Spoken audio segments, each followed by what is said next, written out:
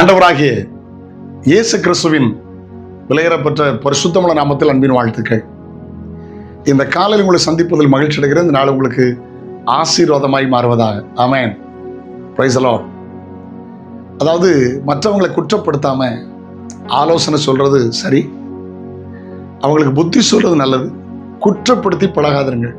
ஏனென்றால் நம்ம மற்றவங்களை குற்றப்படுத்தும் போது நாமே குற்றவாளியை தீர்க்கிறோம். ஒரு விரல் அப்படி நீட்டும் போது 3 விரல் எனக்கு நேரம் இருக்கு, ஒரு விரல் பரலோகத்து நேரம் இருக்கு. 3 விரல் என்னை பத்தி நீ யோக்கியமானு கேட்குது. பரலோகத்துக்கு தேவனும் அதை பார்க்கிறார். இதான் உண்மை. அறிந்தோ அறியாமலே நாம் சில நேரம் மற்றவங்களை பிளைம் பண்ணிடுறோம். அதை குறைத்து கொள்ளுங்க. அது நல்ல அனுபவம் இல்லை. ரோமர் 2:1 வாசிக்க கேட்கலாம். ஆகையால் மற்றவர்களை குற்றவாளியாக தீர்க்கிறவனே, மற்றவர்களை நண்பர்களோ உறவினர்களோ சகோதரனோ சகோதரியோ மற்றவர்களை குற்றவாளி தீர்க்கிறவனே, நீ யாரானாலும் சரி, படித்தவனோ படியாதவனோ ஏழையோ பணக்காரனோ உயர்ந்தவனோ தாழ்த்தரோ பாஸ்டரோ விசுவாசி அரசியல்வாதி அதிகாரியோ யாரானாலும் சரி, போக்கு சொல்ல உனக்கு இடமில்லை. உனக்கு போக்கு சொல்ல இடமில்லை. காரணம், நீ குற்றமாக தீர்க்கிறவைகள் எவைகளோ அவைகளை நீயே செய்கிறபடியால் நீ மற்றவர்களை குறித்து சொல்லினாலே, மற்றவர்களை குறித்து சொல்கிற தீர்ப்பினாலே தீர்க்கப்படுவாய். உன்னைத்தானே குற்றவாளியாக தீர்க்கிறாய். ஆமென். பார்த்தீங்களா? மற்றவங்களை குற்றவாளியை தீர்க்காதுங்க. ஆண்டவருக்கு அது பிடிக்காது. ஆமென். ஆலோசனை சொல்லுங்க, பாவத்தை சுட்டி காட்டுங்க, தவறல்ல. குற்றப்படுத்தி பழகாதீர்கள். Don't blame other.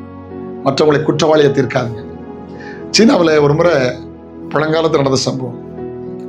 கடுமையான மழை, இடி மின்னலோட மழை பெய்கிறது. நிறைய பேர் வயலில் நிற்கிறாங்க. அப்போ ஒருத்தர் சொன்னாங்களே, யாரோ ஒருத்தர் செய்த தப்புக்கு தான் நம்ம ஏரியாவில் இப்படி மழை பெய்யுது, கண்டுபிடிக்கணும்னு சொன்ன போது எல்லாரும் தொப்பியில் மழை பிடிங்கன்னு சொல்லி ஏதோ ஒரு அப்படி செய்த போது ஒருத்தருடைய தொப்பி ஒரு ஸ்பார்க் பட்டு எரிஞ்சிச்சு. அவனை அடிக்க ஆரம்பிச்சிட்டாங்க. நீ செய்த தப்பு, அதனால இந்த பகுதியில் எவ்வளோ மழை பெய்யுதுன்னு. அவன் அடித்தாங்க முடியாமல் ஓடி இருக்கான். இவங்ககிட்ட இருந்து எப்படியாவது தப்பிக்கணும் ஓடி இருக்கான். அடிக்க போனவங்க கொஞ்ச நேரம் கழிச்சு யாருமே வரல. அவன் திரும்பி பார்த்தா இவனை விரட்டின ஒரு சிலர் அந்த மின்னல் பட்டு செத்து போனாங்களாம். அது அந்த நாட்டில் உள்ள புத்தகத்தில் நம்பிட்டு இருக்கிறது. கவனிங்க. ஆனந்த கண்ணீர் வச்சிருப்பான், எப்படியோ தப்பிக்கிட்டான். அவன் என்ன செய்தான்? தப்பு செய்தான். அது இயற்கை சீற்றம்.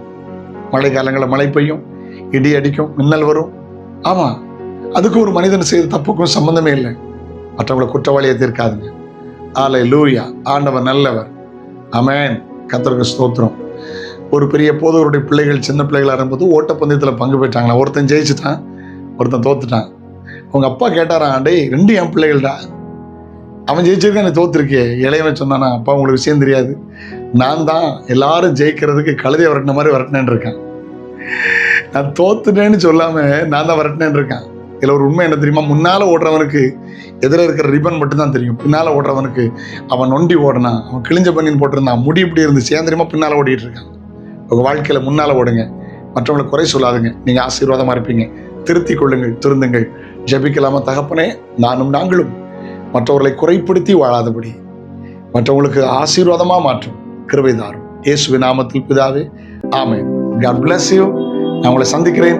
அது ஒரு ஆண்டுடைய கிருபை உங்களை தாங்கட்டும். Praise the Lord. Have a nice day.